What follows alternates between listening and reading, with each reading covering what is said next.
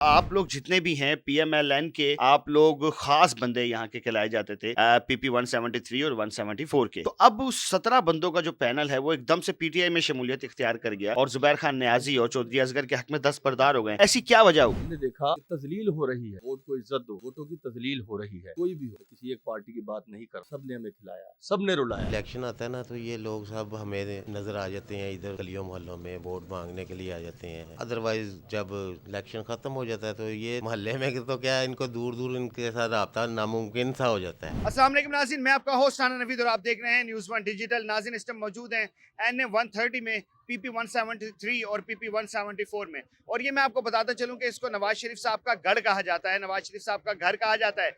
और उधर से पीएमएलएन की तरफ से ये 16 जनरल काउंसलर, 16 काउंसलर्स जो कि अवैस चीमा साहब की क़यादत में यहाँ पे पीएमएलएन की तरफ से इलेक्शन लड़ते थे और जीतते आए हैं हमेशा से। और ये भी मैं आपको बताता चलूं कि इनका जो सारे के सारा जो इनका इलाका है वो इनके हक में है, इनके साथ चलता है। ऐसी क्या वजूहात हुई हैं कि इन्होंने पीएमएलएन को छोड़ के और जुबैर नियाजी और चौधरी असगर के हक में दस्तबरदार हो गए हैं और अब पीटीआई को सपोर्ट कर रहे हैं। इनकी ज़बानी ही जानते हैं। अस्सलाम वालेकुम। वालेकुम अस्सलाम जी।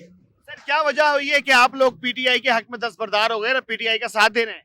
यार हम लोग तकरीबन कोई पिछले 20 साल से नून लीग के सपोर्टर रहे हैं, नून लीग को वोट डालते रहे हैं, लेकिन जो मुल्क के जो हालात हैं इस नहज तक पहुंचाने में नून लीग पीपल्स पार्टी यही दो जमातें हैं जिन्होंने मुल्क का बेड़ा गर्क कर दिया। अब एक नया बंदा आया हुआ है आपके लिए मुल्क में जो आपका हर लिहाज से पाकिस्तान को अच्छे लेवल पे लेके जा रहा है। पाकिस्तान की इकोनॉमी देखे उसके 3 साल दौर में, कोरोना के दौर में उसकी पाकिस्तान की इकोनॉमी कहाँ तक चली गई। अच्छा सर, मुझे ये बताएं कि अवैस चीमा साहब क्यों गए हैं पीटीआई में, उन्होंने शमूलियत इख्तियार क्यों की है? अवैस चीमा साहब के जाने की मेन रीज़न ये है, जैसे इमरान खान पे 200 से ज़्यादा फेक पर्चे किए गए ना, इसी तरह अवैस चीमे पे भी तकरीबन 80 से 90 100 पर्चे किए गए हैं जो कि सारे तकरीबन झूठे हैं। ये 9% झूठे पर्चे। शमूलियत इख्तियार करने के बाद नहीं, ये शमूलियत से पहले गए हैं, ये वजह बनी है ये झूठे पर्चे करने की। क्या है वजह? सिर्फ वो बिलाल यासीन के साथ इख्तलाफात की वजह से।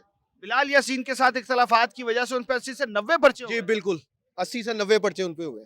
इसी वजह से पीटीआई में एक ऐसा बंदा जो अपने डेरे पे 100 से 200 बंदों को रोज चाय भी पिलाता है, खाना भी खिलाता है, उस पे 500 रुपए भत्ते का पर्चा किया गया। अब ये उस कैलिबर के बंदे पे 500 रुपए भत्ते का पर्चा बनता है? यार शर्म खा लो, भत्ते का पर्चा करना तो कोई 5-10 करोड़ का ही कर दो। 500 रुपए भत्ते का पर्चा। तो और कौन कौन से पर्चे उन पे डाले गए? उसके अलावा काफी सारे 302 के 324 काफी सारे पर्चे हैं उस पे, तकरीबन 100 के करीब पर्चे हैं उस पे जो सारे झूठे पर्चे हैं। जी तो नाज़रीन, जो कि 17 काउंसलर जो दस्तबरदार हुए हैं जुबैर खान नियाजी और चौधरी असगर के हक में, उनमें से एक काउंसलर जो हैं हमारे साथ मौजूद हैं और तकरीबन सारे काउंसलर्स जो कि दस्तबरदार हुए हैं उनसे भी हम आपकी गुफ्तगू करवाएंगे। उनमें एक काउंसलर जो हैं हमारे पास मौजूद हैं, अहमद वैंस हमारे साथ मौजूद हैं। उनसे जानते हैं कि असल ये हुआ क्या है कि जब इलेक्शन में चंद दिन बाकी रह गए तो इतनी बड़ी तब्दीली ये कैसे आ गई। अस्सलाम वालेकुम जी वालेकुम सलाम जी। अहमद साहब, कैसे हैं आप? जी शुक्र अल्हम्दुलिल्लाह, अल्लाह का शुक्र है। सर, इलेक्शन में अब तकरीबन एक आध दिन ही बाकी रह गया है, एकदम से इतना बड़ा यू टर्न। और क्योंकि आप लोग जितने भी हैं पीएमएलएन के आप लोग खास बंदे यहाँ के कहलाए जाते थे पीपी 173 और 174 के। तो अब उस 17 बंदों का जो पैनल है वो एकदम से पीटीआई में शमूलियत इख्तियार कर गया और जुबैर खान नियाजी और चौधरी असगर के हक में दस्तबरदार हो गए। ऐसी क्या वजह हो गई? जी इसमें एक वो फैक्टर इन्वॉल्व नहीं है। एक मैं छोटी सी मिसाल देता हूँ। मैं वो समंदर को कूजे में वो बंद करने के मुतरादिफ आपको एक शेर सुनाता हूँ। शायर ने इस बारे में कहा कि खुदा हमको ऐसी खुदाई ना दे कि अपने सिवा कुछ दिखाई ना दे। ये शेर बिलाल यासीन की शख्सियत के ऊपर एन वो फिट बैठता है, क्योंकि वो सिर्फ सरमायादार जो होते हैं उनको ला के हमारे ऊपर मुसल्लत कर देता है। और जो इसके अलावा चले काम होना तो एक साइड के ऊपर रह जाता है। ये बेसिकली जो पीएमएलएन के जो वर्कर्स हैं उनका भी कातिल है। उनके अरमानों का खून करता है, उनके कामों का खून करता है, और इवन उनकी जो होती है वो पॉलिटिकल प्रोग्रेस, उसके आगे वो एक रुकावट है। नाज़रीन, यूसी 60 के जो काउंसलर हैं सैयद अनवार अहमद शाह, वो हमारे साथ मौजूद हैं और ये उन्हीं काउंसलर्स में से हैं कि जो पीटीआई के हक में दस्तबरदार हो गए हैं। अस्सलाम वालेकुम वालेकुम अस्सलाम। शाह जी, ये क्या तब्दीली आई है कि इलेक्शन से कुछ दिन पहले कि जब ये भी सबको पता है कि तकरीबन हुकूमत और गवर्नमेंट जो है ये नून लीग की बनने जा रही है। आप लोगों ने पीटीआई में शमूलियत इख्तियार कर ली। अल्लाहुम्मा सल्ली अला मुहम्मदिन व अला आलि मुहम्मदिन कमा सल्लैता अला इब्राहीम व अला आलि इब्राहीम इन्नका हमीदुम मजीद। अल्लाहुम्मा बारिक अला मुहम्मदिन व अला आलि मुहम्मदिन कमा बारकता अला इब्राहीम व अला आलि इब्राहीम इन्नका हमीदुम मजीद। प्यारे भाई, इलेक्शन का दौर है, सब आ रहे हैं, कोई किसी को साथ लेके जा रहा है, कोई किसी के साथ आ रहा है। सबको ज़रूरत है अवाम की, वोट की। एक एक वोट बहुत कीमती है। हमने बहुत धक्के खाए हैं।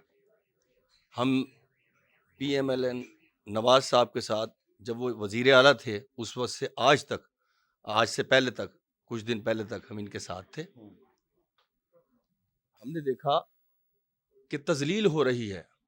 वोट को इज्जत दो, वोटों की तजलील हो रही है। कोई भी हो, मैं किसी एक पार्टी की बात नहीं कर रहा, सब ने हमें खिलाया, सब ने रुलाया। नाज़रीन, UC60 के एक और काउंसलर नदीम शहजाद साहब हमारे साथ मौजूद हैं। अस्सलाम वालेकुम। वालेकुम अस्सलाम। नदीम साहब, मुझे ये बताएं कि क्या ऐसा कौन सा मसला पेश आ गया कि आपने PMLN को छोड़ के और आप लोग PTI के हक में दस्तबरदार हो गए?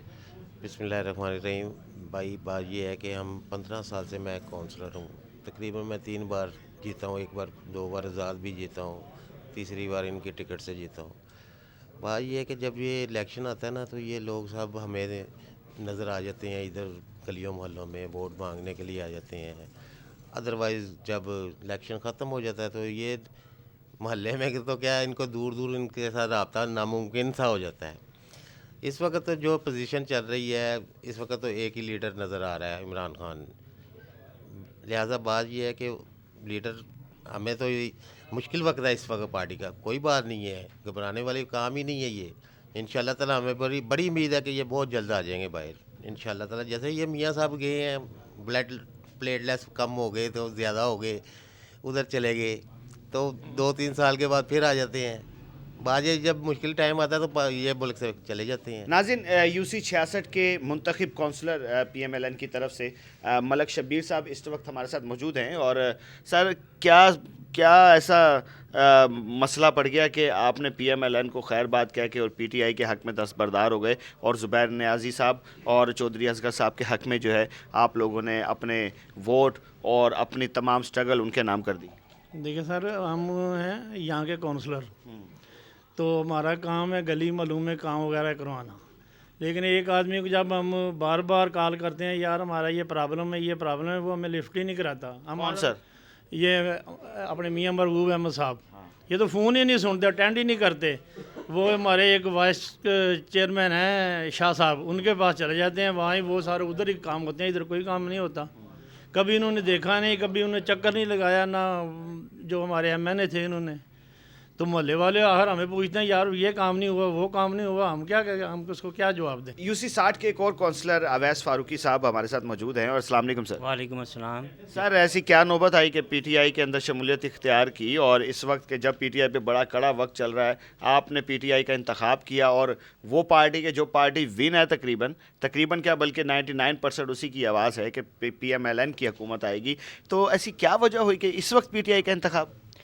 बिस्मिल्लाहिर्रहमानिर्रहीम।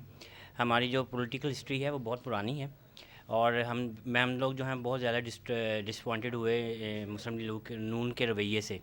मेरे जो अंकल थे शौकत महमूद फ़ारूकी साहब, जब ये पार्टी बनी वो इनके जो थे ना फाउंडेशन जो थे मेंबर थे PMLN के, ठीक है। नवाशी शबाशी साहब जो थे वो हमारे घर आते होते थे और सारी कंपेन जो थे मेरे शौकत महमूद फ़ारूकी साहब आते थे। यहाँ पे जितने भी हमारे काउंसलर हमारे इलाके से कहीं से भी आप जाके पूछना कि शौकत महमूद फ़ारूकी साहब का बहुत बड़ा नाम था, उन्होंने बहुत काम किया मुस्लिम नून के लिए और 3 मरतबा वो यहाँ से काउंसलर हुए। उसके बाद जो है ना इस पार्टी ने उनकी कदर नहीं की, तो उनके बाद हमारी इन्होंने क्या कदर करनी। अब जो सिनेरियो चल रहा है वो पार्टी का वो ये है कि जो इन्वेस्टर हैं जिसके पैसा है वो उसको ये लोग प्रेफर करते हैं और जो लोग हमारे जैसे वर्कर जो मेहनत करना जानते हैं, जो इनके लिए मरना जानते हैं, उनको लिए उनकी नज़र में उनकी कोई अहमियत नहीं है। इस वजह से हम लोग डिसपॉइंटेड हुए थे। मेरे बड़े भाई अनवार शाह साहब ने फरमाया कि जी हम 6-7 काउंसलरों का एक ग्रुप है UC60 का, तो हम लोग इकट्ठे हैं और मैं जब जहाँ भी खड़े होते हैं इकट्ठे खड़े होते हैं, हमने डिसपॉइंट होकर हमने फैसला कर लिया था कि अब हमने किसी भी का भी साथ नहीं देना, ना मुस्लिम नून का देना है, ना किसी भी पार्टी का हम नहीं देना। लेकिन कोई हमारा भाई जो है अवैध चीमा के जो मुखलस आदमी है, इंसान दोस्त आदमी है, उसने हमें दोबारा हमें कहा कि यार आप मैं इलेक्शन लड़ रहा हूँ, आप मेरे साथ चलें, तो हम उनके साथ खड़े हो। इस इलाके का दरीना मसला जो था वो गैस का था।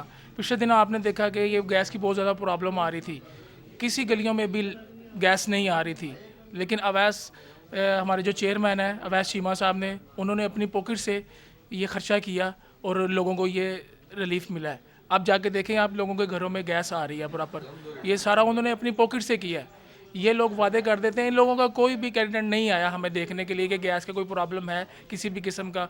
यूसी में भी मिलने जाते थे तो नहीं मिलते थे। नाज़रीन, अवैस चीमा साहब जो कि यूसी 66 के जो चेयरमैन थे, उनके भाई हमारे साथ मौजूद हैं असद चीमा साहब, और इनसे गुफ्तगू करते हैं कि असल माजरा हुआ क्या है। सर, पहले तो मुझे ये बताएं कि इतने अरसे बाद PMLN छोड़ के PTI के अंदर शमूलियत इख्तियार करने की वजह क्या है? PML नून को हमने कभी ज्वाइन किया नहीं था, क्योंकि जब उन्होंने जब बलदियाती इलेक्शंस होना शुरू हुए थे और बिलाल यासीन साहब खुद घर आके ये टिकट दे के गए थे, क्योंकि उन्हें पता था कि ये यूसी जो है इसमें इनको नहीं हराया जा सकता है। हम टिकट लेने के लिए इनके पास कभी भी नहीं गए हुए हैं, बिलाल यासीन के पास। और दूसरा कि ऐसे क्या हालात हो गए जो उन्हें छोड़ना पड़ा। जब एक आदमी अपनी खुद स्ट्रगल कर रहा है और उसकी जो क्रेडिट जो आवाम उस बंदे से मोहब्बत करती है वो देती है, और उसका वो क्रेडिट जो है वो ऊपर के जो लोग हैं ये खा के बैठ जाते हैं और उस बंदे को ज़ीरो डिक्लेयर कर रहे होते हैं कि जी हम नहीं काम करवाया, इस बंदे ने तो कुछ करवाया नहीं है, उस बंदे की प्रोग्रेस को भी आप ज़ीरो शो कर देते हैं। तो फिर ऐसे लोगों को मुझे नहीं लगता कि उनके साथ रहना भी चाहिए या उनके साथ कुछ पार्टी में भी हमें कंट्रीब्यूट करना चाहिए था। इन्हीं वजूहत की वजह से हमने PML उनको छोड़ दिया है। बिल्कुल नाज़रीन, बहुत बड़ा एक जिसको कहते हैं ना ये तब्दीली है कि 16 काउंसलर जो कि मुस्लिम लीग नून की तरफ से इलेक्शन लड़ते थे, वो अब PTI का साथ दे रहे हैं। ज़ुबैर खान नियाज़ी साहब और चौधरी असगर के हक़ में ये दस्तबरदार हो गए, और अवैस चीमा साहब की पूरी जो एक क़यादत है वो सारी की सारी PTI के अंदर शामिल हो गई है। अपने मेज़बान राना नवीद को इजाज़त दें इस उम्मीद के साथ कि अपना बहुत सारा ख्याल रखेंगे। अल्लाह हाफ़िज़ नासिर।